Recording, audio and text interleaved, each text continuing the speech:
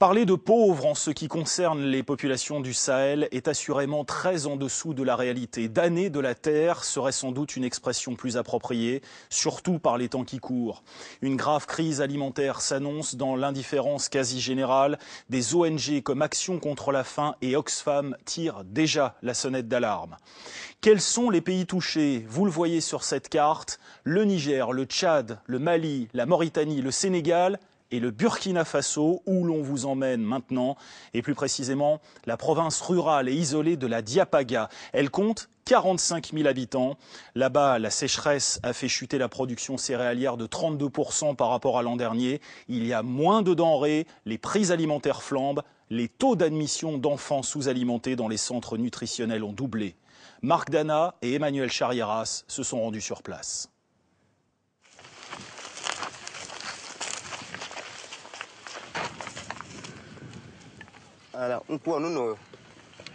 Regardez ce sol. Il est devenu tout sec. Je ne peux pas bien le cultiver. On ne peut rien en faire de cette terre.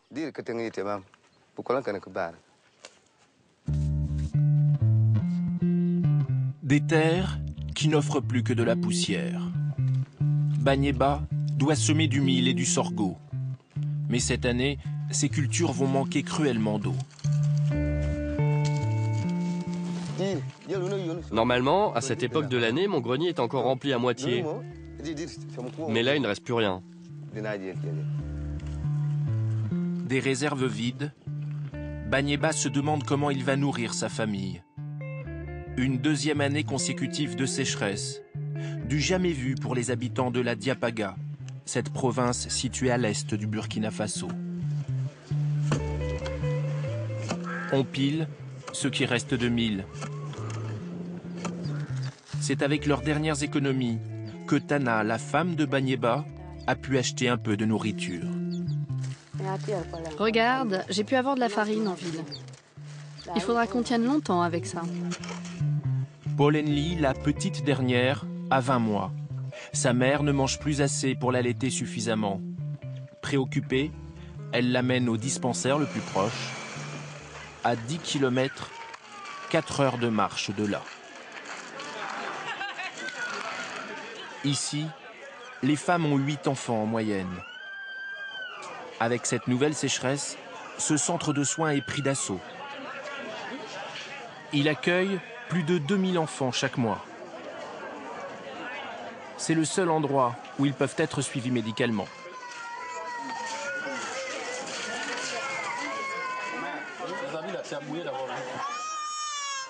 Ce petit garçon a 8 mois.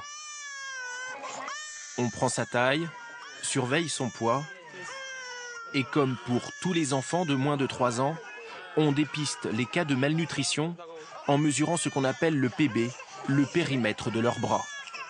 Nous sommes en train de dépister un enfant, et le PB fait ici 10, donc il est dans le rouge, donc l'enfant se trouve dans une situation d'une malnutrition aiguë sévère. Parce que là, le PB est inférieur à 10, voilà. Ça arrive souvent? Oui, ça arrive souvent. Ça arrive souvent. Pour pallier à ces carences alimentaires, ce bébé mangera des farines enrichies en fer et en vitamines. Il devra revenir dans la semaine.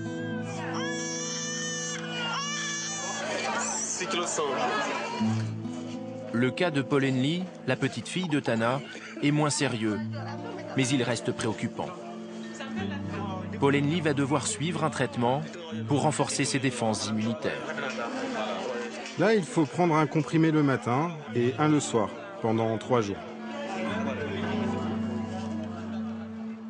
Les membres de la mission humanitaire présents sur place sont inquiets.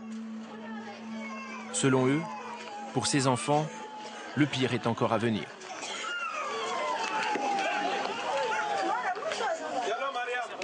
Nous avons observé une augmentation des admissions des enfants malnutris aigus sévères dans les centres de santé dans l'ordre de 200%. Et il y a un risque de mortalité élevé chez ces enfants atteints de malnutrition. Si rien n'est fait, on risque d'avoir une explosion d'admission d'ici la période de mai-juin. Les responsables de l'organisation humanitaire souhaitent nous montrer ce que risquent ces enfants. Ils nous emmènent dans un centre où d'autres sont cette fois hospitalisés.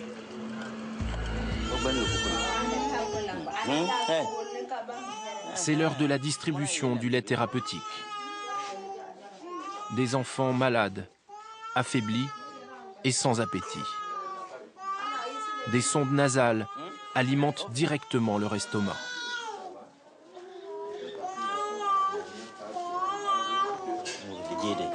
Il faut garder la seringue bien au-dessus de la tête pour que le lait descende.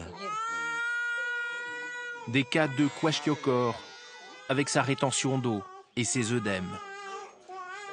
Des cas de marasme, cette maladie dite du vieillard asséché, souvent aggravée par des vers intestinaux.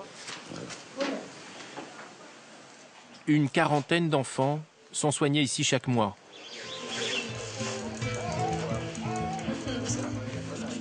Malgré tous les soins qui leur sont apportés, près d'une dizaine d'entre eux meurent d'une maladie liée à la malnutrition.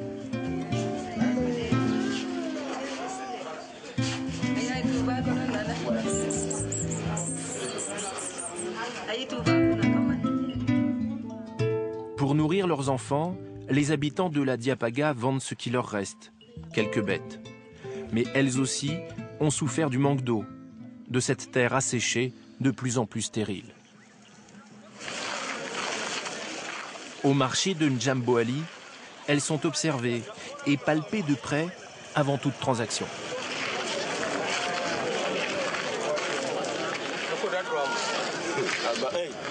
Combien tu me la vends? Celle-là 7500. C'est d'accord, je te l'achète. Des côtes apparentes et l'animal jugé trop maigre perd de sa valeur.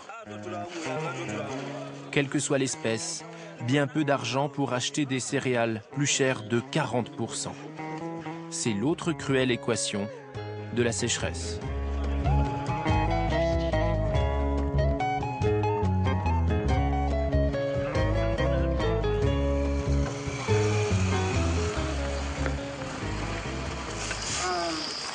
Au bord de la route, ceux qui n'ont plus rien à vendre sont condamnés. Comme prisonniers de cette famine, ils déterrent les pierres. Nous retrouvons Banyeba. Avec les membres de son village, ils aménagent leur sol.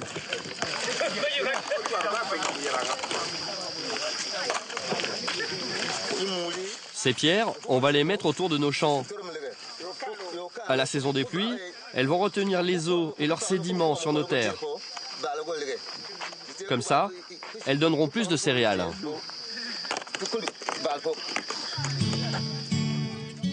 Des petits murs de pierre qui rendent les sols plus fertiles. Un travail contre les sécheresses de demain. Payé dès aujourd'hui pour permettre à Banyeba de nourrir sa famille.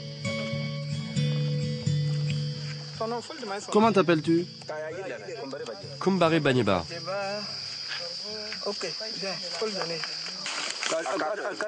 Voilà 15 000 francs CFA, 23 € pour 15 jours. Que vas-tu faire de cet argent? Je vais acheter du mil, du chou, de la tomate et d'autres choses pour manger.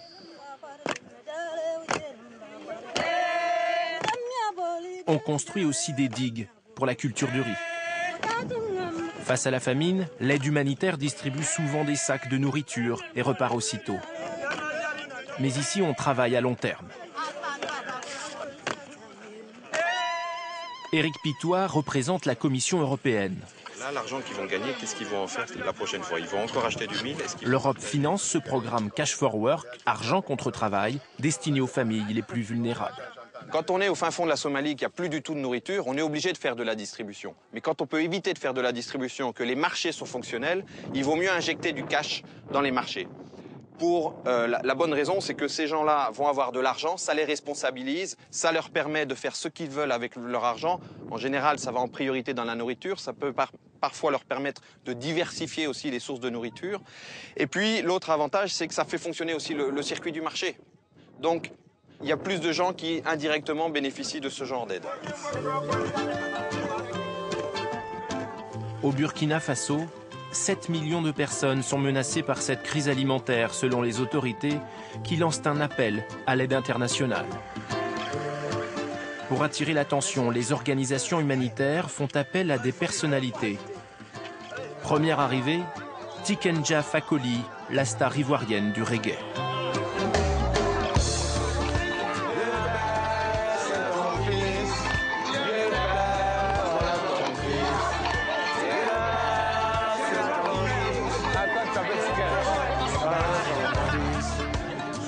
Il s'improvise infirmier et constate par lui-même l'état de santé des plus petits. Ça doit avoir chaud. On a beaucoup fatigué la petite. Hein? C'est 61 ça. 61, voilà. C'est fini maintenant. Hein? Moi, je suis triste de voir des cas comme ça ici. Et c'est une réalité que si on ne prend pas les dispositions, que c'est des cas qui peuvent s'aggraver. Niger, Tchad, Mali, Mauritanie, la situation est aussi alarmante dans d'autres pays du Sahel. Dans 2 mois, on risque de se retrouver en face d'une situation catastrophique dans le Sahel. Et je pense qu'on peut agir si maintenant on prend les dispositions. Donc je suis là pour pousser ce coup de gueule, attirer l'attention de la communauté internationale, attirer l'attention en tout cas de tous ceux qui veulent faire quelque chose pour que nous puissions sauver des enfants, parce que les enfants représentent l'avenir de ce pays, d'abord, ensuite l'avenir de l'Afrique.